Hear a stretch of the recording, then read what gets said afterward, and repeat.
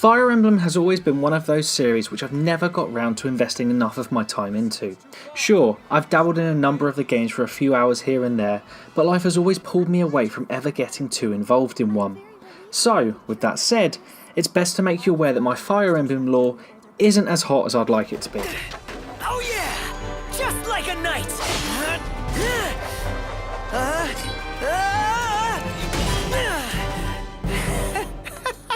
For someone whose Fire Emblem knowledge isn't the best, I'm delighted to report that Fire Emblem Warriors is a delight to play through, even for those who aren't familiar with the series as a whole. The Dynasty Warriors like Fire Emblem Warriors is a similar title to Hyrule Warriors, which released a few years ago on the Wii U. It takes Dynasty Warriors gameplay, layers a Nintendo franchise over the top of it, adds some unique gameplay elements that blends the traditional series with Dynasty Warriors, and produces an easy to play, enjoyable experience for anyone. Needless to say, I'd imagine that those familiar with the Fire Emblem series will get infinitely more out of the experience than someone who hasn't, but it does a good job at introducing newcomers. Like the mainline series, Fire Emblem Warriors puts you in charge of small teams that enter the battlefield in an attempt to achieve an objective. Unlike the main series though, you'll have total control over your team, moving each around the battlefield and striking enemies down by mashing buttons. There's still a strategic element to the game, but this is restricted to moving your troops around on the pause menu. The training is paying off. Chapters will often revolve around the main objective and several minor targets that you'll need to achieve before going for your main goal. This will usually consist of taking over forts and building your army as you go. Doing this will often open up more areas for you to explore and more forts and enemies to take down. There are often hundreds of enemies on the screen at once, but for the most part they remain idle, standing and waiting for your blade to slice through them and tens of others that stand around. It's a bit surreal, but it's satisfying to slice and dice your way through a plethora of enemies at a time. Tougher enemies will appear the deeper into the game's 22 chapters you go, but our normal run through the game saw us achieve our main objective every time. We didn't once fail a chapter. Whether this means the game should be played through on the harder difficulty to start with is a personal choice. Despite breezing through the game, I didn't once feel the need to increase the challenge.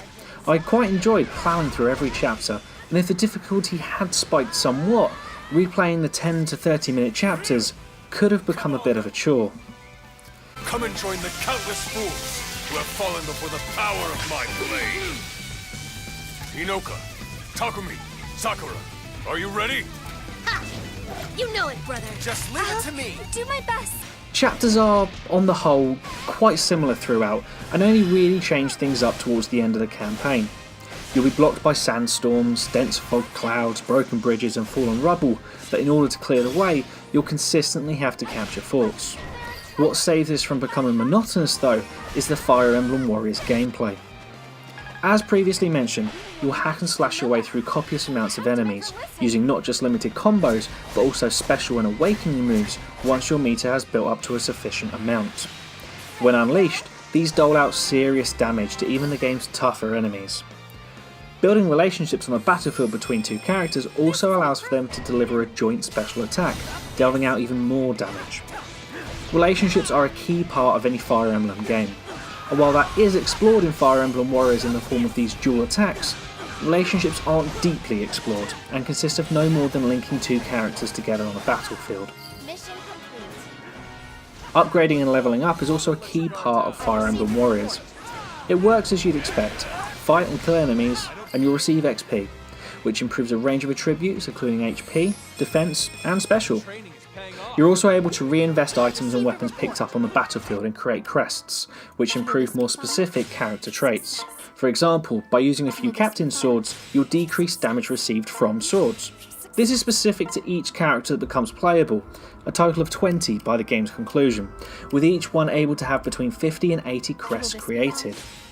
It's impossible to have everything upgraded by the game's conclusion, but for completionists it adds a layer of replayability, as some of the game's crests do unlock different attires for characters. Story mode can take between 10 to 15 hours to complete, with our run leaning towards the lower part of that scale, and tells the tale of Liana and Rowan, twins who are hoping to find their mother. I appreciate the challenge.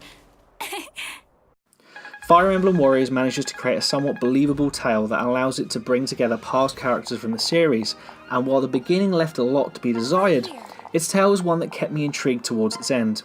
It won't live long in the memory, but it served its purpose and presents fans with a chance to take hold of their favourite Fire Emblem characters on the battlefield.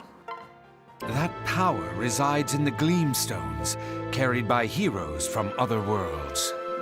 These heroes? Do you mean Chrom and the others? Heroes from other worlds? No offense, you guys, but I don't really think we fit the bill. Right. Early battles tend to stem from misunderstandings between characters, resulting in potentially thousands of characters dying during a battle, only for the characters to be friends at the end of a chapter, which is a bit strange. Fire Emblem Warriors also allows for 2 players to play at once via split screen during the main story mode.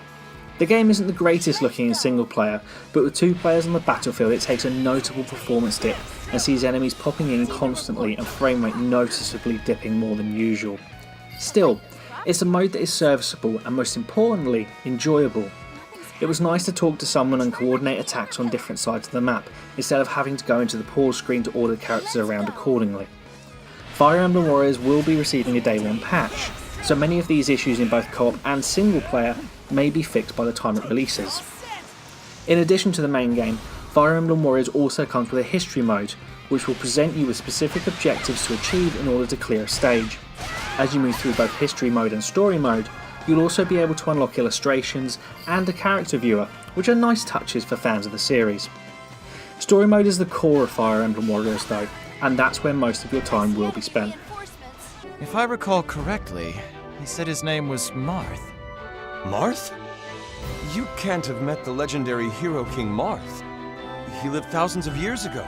There's just no way. It's a better lead than wandering around, asking everyone, have you seen a hero? For those new to the series, Dynasty Warriors gameplay, or Fire Emblem veterans, Fire Emblem Warriors does a nice job catering to all. Its hack and slash is easy to pick up, the campaign presents a decent narrative to give you a reason to keep playing, and while it won't win any Game of the Year awards, it's a good game to play for a few hours here and there. We can't let our guard down.